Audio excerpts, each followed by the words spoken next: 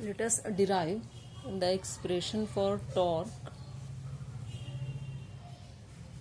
acting on a body in terms of moment of inertia. Torque की equation निकालने के लिए हम फिर से एक आर्बिट्ररी शेप का बॉडी कंसिडर करेंगे. Suppose the body is rotating about this axis of rotation with uniform angular acceleration alpha. Let this body is consisted of a number of discrete particles. Suppose पहले particle का मास m1 है और perpendicular distance axis of rotation से r1 है. Second particle का मास m2 और axis of rotation से distance r2. In the same way suppose last particle का मास mn और perpendicular distance axis of rotation से rn. हमें मालूम है जब बॉडी रोटेट करेगा तो पार्टिकल्स सर्कुलर मोशन परफॉर्म करेंगे. Let F1 is the force acting on the first particle of mass m1. F2 is the force acting on the second particle of mass m2 and Fn is the force acting on the last or nth particle of mass mn. ये तमाम ही forces tangential होंगे. Body के ऊपर act होने वाला torque calculate करने के लिए हम इंडिविजुअल पार्टिकल्स पर एक्ट होने वाला टॉर्क मालूम कर लेंगे. इन तमाम टॉर्क्स की जमा बॉडी के ऊपर एक्ट होने वाले टॉर्क की वैल्यू देगा. So let τ1 is the torque acting on the first particle whose mass is m1. τ1 की वैल्यू मालूम करने के लिए हम टॉर्क का फॉर्मूला यूज़ करेंगे. Torque is equal to vector r cross vector f और magnitude of the torque it will be equal to r f into sine theta. यहाँ पर थीटा एंगल है between the force vector and vector r.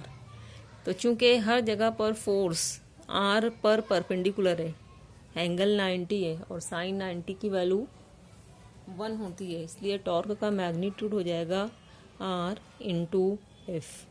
So the torque acting on the first particle it will be equal to r1 into f1. By Newton second law force is equal to mass into acceleration. So torque acting on the first particle it will be equal to r1 into its mass m1 and suppose a1 is its acceleration.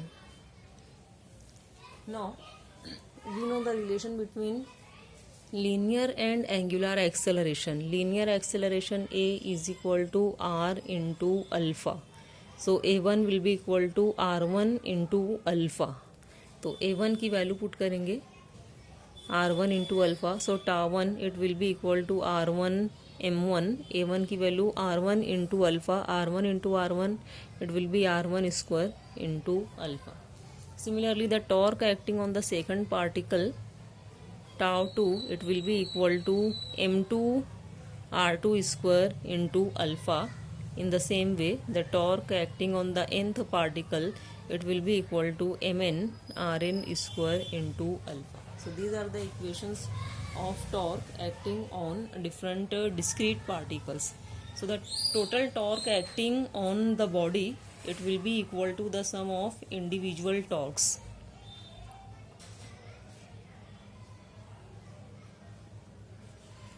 That is tau it will be equal to τ1 plus τ2 plus τ3 plus so on plus tau in. Values put करेंगे.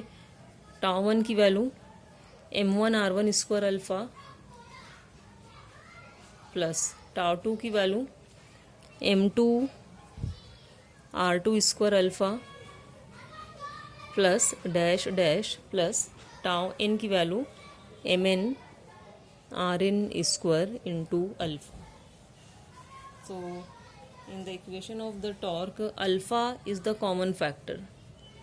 So torque acting on the body it will become, taking alpha common, as m1 r1 square plus m2 r2 square plus dash dash plus mn Rn square into alpha. What is the quantity inside the bracket?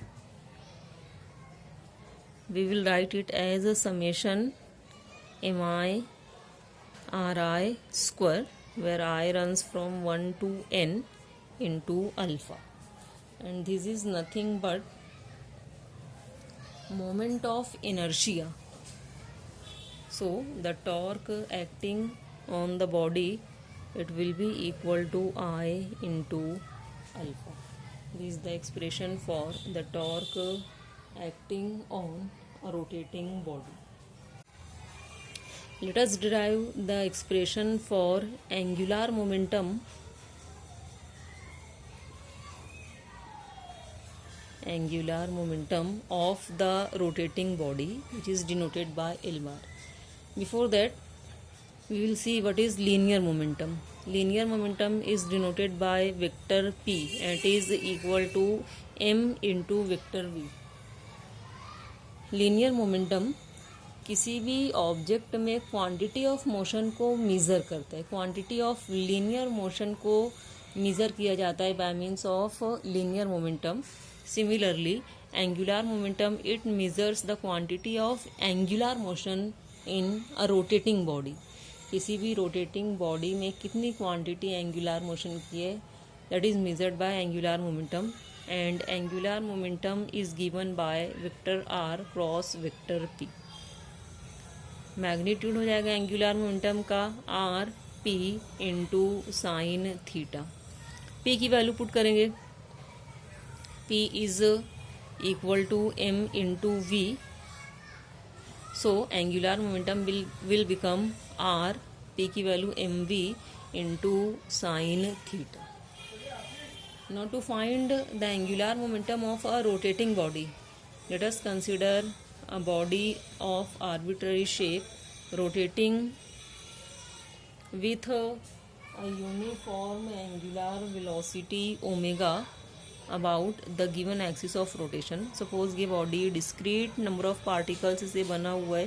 पहले particle का मास m1, r1 perpendicular distance है axis of rotation से. Second particle का मास m2, axis of rotation से distance r2. In the same way last particle का मास mn और axis of rotation से distance है rn. बॉडी का एंगुलर मोमेंटम मालूम करने के लिए हम इंडिविजुअल पार्टिकल्स का एंगुलर मोमेंटम मालूम करेंगे. इन तमाम पार्टिकल्स के एंगुलर मोमेंटम की जमा बॉडी के एंगुलर मोमेंटम की वैल्यू देंगे. So let L1 is the angular momentum of the first particle. It will be equal to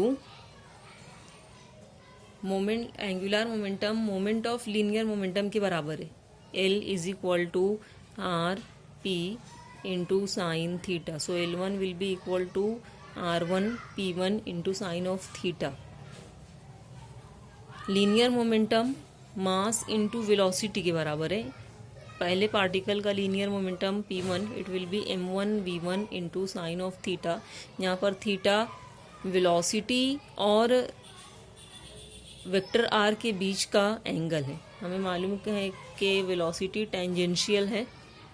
particles circulate करेंगे जब बॉडी रोटेट करेगा, इसलिए वेलोसिटी और पोजीशन वेक्टर आर दोनों के बीच का एंगल 90 होगा और साइन 90 की वैल्यू 1. इसलिए एंगुलर मोमेंटम हो जाएगा पहले पार्टिकल का m1 r1 into v1. Linear velocity को लिखेंगे in terms of angular velocity. Linear velocity और एंगुलर वेलोसिटी में रिलेशन क्या है? v is equal to R omega.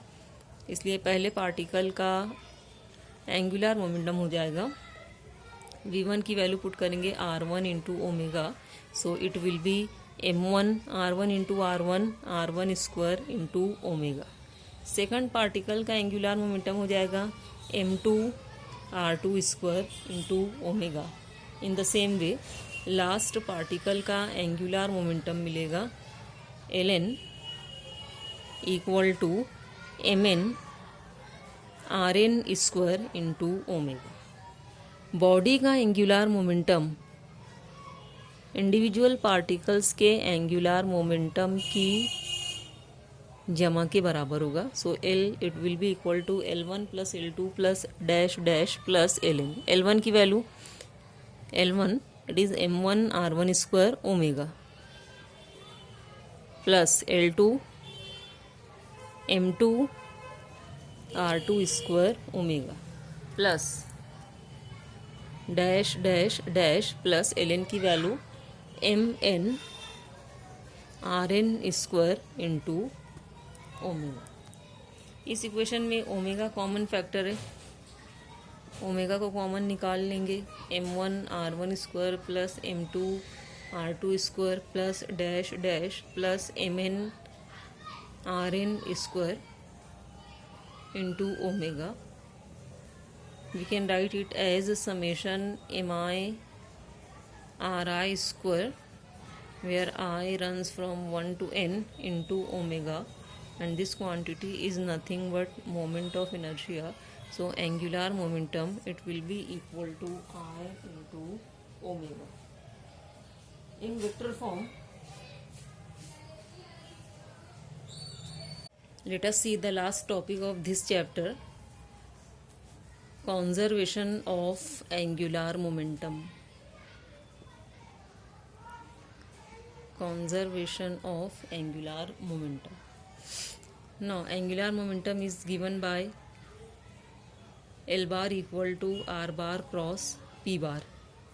Differentiating L bar with respect to time, we will get d L bar by dt equal to d by dt of R bar cross P bar.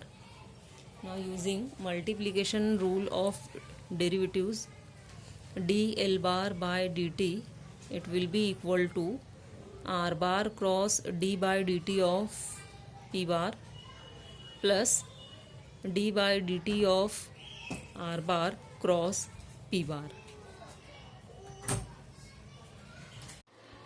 We know the rate of change of linear momentum dp upon dt, it is the force. Also derivative of position vector with respect to time, it is velocity vector, and linear momentum is mass into velocity. Substituting these values, d by dt of L bar will become r bar cross dp by dt is f bar plus dr by dt is v bar cross p bar is m into v bar. Now d by dt of L bar will become r bar cross f bar, it is the torque vector tau bar. So putting r bar cross f bar equal to tau bar, d by dt of L bar will be tau bar plus m into v bar cross v bar. Also we know v bar cross v bar self cross product किसी भी vector का zero होता है. सो d by dt of L bar